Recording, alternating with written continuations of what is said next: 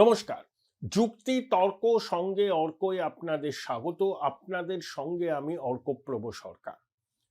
কয়েকদিন আগে আমি একটা প্রতিবেদন করেছিলাম যে ৫ই জানুয়ারি কোনো বড় সড়ো কিছু ঘটতে চলেছে। অবশ্যই বড় একটা কিছু হয়েছে। সেটা কলকাতায় হয়নি, রাজধানী দিল্লিতে। কি হয়েছে, তার তাৎপর্য কি, সেটা তো বলবই। তার আগে আপনাদের কাছে আবার আবেদন জানাই এবং কৃতজ্ঞতা প্রকাশ করি। যেভাবে আপনারা আমাকে সাহায্য করছেন, সহযোগিতা করছেন, আমি অভিভূত। আগামী দিনে আপনাদের এই সহযোগিতা থেকে বঞ্চিত হব না এই আশা করি। আপনারা যে ডিভাইসেই আমার অনুষ্ঠান দেখুন না কেন, সাবস্ক্রাইবার বাটনের পাশে থ্যাঙ্কস বাটন আছে, সেখানে ক্লিক করলেই সুপার থ্যাঙ্কস, আপনাদের সহযোগিতা আমার কাছে পৌঁছে যাবে। সামনেই 5 রাজ্যের বিধানসভা নির্বাচন। ভারতবর্ষের পূর্ব প্রান্তে আসাম আর পশ্চিমবঙ্গ, দক্ষিণ ভারতে কেরালা, তামিলনাড়ু এবং পুদুচেরি। কিন্তু নির্বাচন কমিশনের কাছে সবথেকে বড় চ্যালেঞ্জ হচ্ছে পশ্চিমবঙ্গের নির্বাচনটাকে রক্তপাতহীনভাবে সম্পাদন করা। সারা ভারতবর্ষে নির্বাচনে রক্তপাত হয় না, বুথ দখল হয় না, পুনর্নির্বাচনের দাবি ওঠে না, কিন্তু ব্যতিক্রম পশ্চিমবঙ্গ। সেখানে নির্বাচন আসলেই আমরা ভয়ে সিঁটিয়ে থাকি, আবার না মায়েদের হাহাকার শুনতে হয়, মায়ের কোল খালি হয়। এই ট্র্যাডিশন চলছে। এগিয়ে বাংলা না? খোকাবাবু বলেন না এটা বিহার নয়, এটা বাংলা। ঠিক তো। বিহারে শান্তিপূর্ণ নির্বাচন হয়, দুদফা নির্বাচন হয়, কোনো রাজনৈতিক দল পুনরায় ভোটের দাবি করে না, গণনা নিয়ে কোনো অভিযোগ তোলে না। কিন্তু পশ্চিমবঙ্গে দেখুন, আমরা তো আশা করি নির্বাচন হবে গণতন্ত্রের উৎসব, কিন্তু শাসক দল যেভাবে গণতন্ত্রকে পদদলিত করে, যেভাবে বিরোধী দলের পোলিং এজেন্ট, কাউন্টিং এজেন্টদের হুমকি দেওয়া হয়, ভোটের আগের দিন, গণনার আগের দিন শাসক আশ্রিত দুষ্কৃতীরা বাড়িতে বাড়িতে থান পাঠায় বিরোধী দলের, এখানে পশ্চিমবঙ্গে গণতন্ত্রের যে উৎসব, সেই উৎসব মোটেই পালিত হয় না। রাজ্যের বিস্তীর্ণ অঞ্চলে ভয়ে আতঙ্কে মানুষ গুটিয়ে থাকে এবং তারা নিজেদের ইচ্ছায় তাদের গণতান্ত্রিক অধিকার প্রয়োগ করতে পারে না। এই পরিস্থিতির কি পরিবর্তন হবে 2026-এর বিধানসভা নির্বাচনে? যখনই হোক না কেন, এটা বিলিয়ন ডলার কোয়েশ্চেন। এবং কমিশনের কাছে পশ্চিমবঙ্গের নির্বাচন রক্তপাতহীনভাবে সংগঠিত করা হচ্ছে সবচেয়ে বড় চ্যালেঞ্জ। এই প্রেক্ষিতকে মাথায় রেখেই 5ই জানুয়ারি দিল্লিতে নির্বাচন সদনে বৈঠক হয়েছিল। তাতে উপনির্বাচন কমিশনার, কেন্দ্রীয় স্বরাষ্ট্র মন্ত্রকের প্রতিনিধিরা এবং রাজ্যের ইলেকশন কমিশনের সিইও, পুলিশের অবজারভার সবাই ছিলেন। প্রথম বৈঠক হলো, কিন্তু কতগুলো সিদ্ধান্ত প্রাথমিকভাবে নিয়ে নেওয়া হয়েছে। সেখানে হয়তো কিছু অদল বদল করা হবে, কিন্তু মৌলিক কটা সিদ্ধান্ত নেওয়া হয়েছে, সেই সিদ্ধান্তের পরিবর্তন হবে না। 2024 সালের লোকসভা নির্বাচনে 800 কোম্পানি কেন্দ্রীয় বাহিনী এসেছিল। এবার কেন্দ্রীয় বাহিনীর সংখ্যাটা অনেকটা বাড়বে।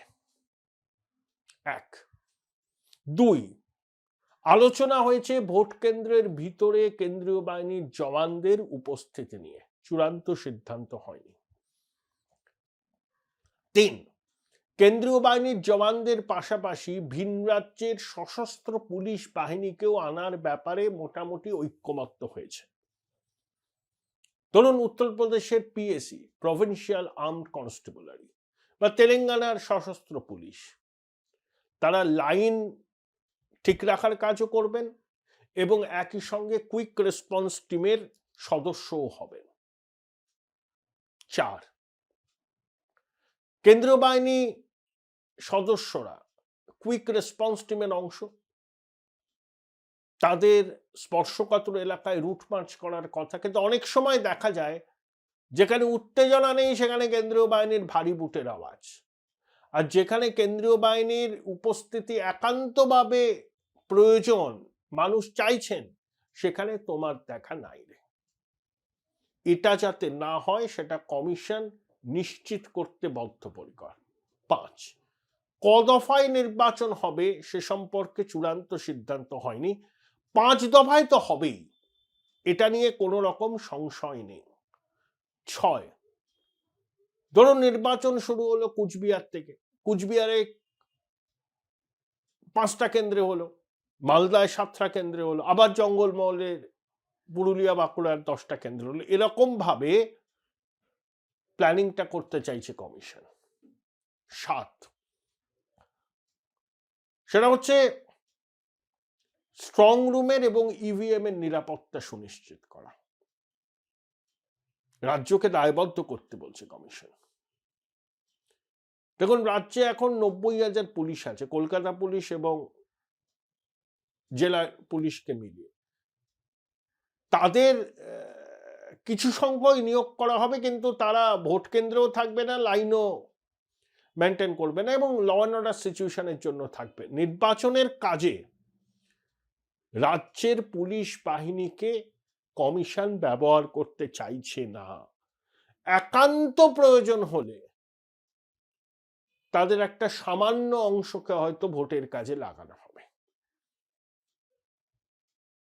9, 8, এই যে কুইক রেসপন্স টিম, এই কুইক রেসপন্স টিম সদস্যরা তারা এই রাজ্যের মানুষই নন, চেনেনি না রাজ্যের জিওগ্রাফি, ভূগোল। ধরুন একটা জায়গায় গন্ডগোল হলো, কুইক রেসপন্স টিম যেখানে আছে সেখান থেকে ঘটনাস্থলে পৌঁছতে লাগার কথা স্বাভাবিক নিয়মে 10 মিনিট, কিন্তু কেন্দ্রীয় বাহিনীর জওয়ানরা পথ চেনে না, তাদেরকে নির্ভর করতে হয় স্থানীয় সহযোগিতার উপর, মানে কুইক রেসপন্স টিমের গাড়ির চালকদের উপর। তারা অধিকাংশ ক্ষেত্রেই শাসক দলের ধামা ধরা। যে রাস্তাটা 10 মিনিটে যাওয়া যায় তারা অনেক ক্ষেত্রে ইচ্ছাকৃতভাবে সেটা 40 মিনিটে নিয়ে যায়। যখন কুইক রেসপন্স টিমের সদস্যরা ঘটনাস্থলে পৌঁছন তখন সবকিছু ফাঁকা বোভা। এই অভিজ্ঞতা অতীতে বহুবার হয়েছে, তার পুনরাবৃত্তি যাতে না হয় সেটা এবার কমিশন নিশ্চিত করতে চাইছে। দেখুন, গণনা দিন গণনা কেন্দ্রে উপস্থিত বিরোধী দলের এজেন্টদের মারধর করে বার করে দেওয়া, প্রচুর অভিযোগ ওঠে। ধরুন 20 রাউন্ড গণনা হবে, বিরোধী দলের এজেন্টকে 16 রাউন্ডের পরে উঠিয়ে দেওয়া হলো টেবিল থেকে। দেখুন, 16 রাউন্ডের ফলাফলের পরে হয়তো শাসক অনেকটা এগিয়ে আছে, কিন্তু 4 রাউন্ডেও তো অনেক কিছু হতে পারে। হুমকির মুখে বিরোধী দলের এজেন্টদের গণনা টেবিল ছেড়ে উঠে যেতে বাধ্য করা হয়। বহু অভিযোগ আমাদের কাছে এসেছে, রাজনৈতিক মহলে এটা চর্চার বিষয়। কমিশন এই ঘটনার পুনরাবৃত্তি যাতে না হয় সেটাও নিশ্চিত করতে চাইছে। এরকম অনেকগুলো বিষয় নিয়ে থ্রেডবেয়ার ডিসকাশন হয়েছে 5ই জানুয়ারি দিল্লিতে নির্বাচন সদনে। কেন্দ্রীয় বাহিনী পেতে এবার সমস্যা হবে না। লোকসভায় যে কেন্দ্রীয় বাহিনী ছিল 800 কোম্পানি, তার থেকে বাড়বে।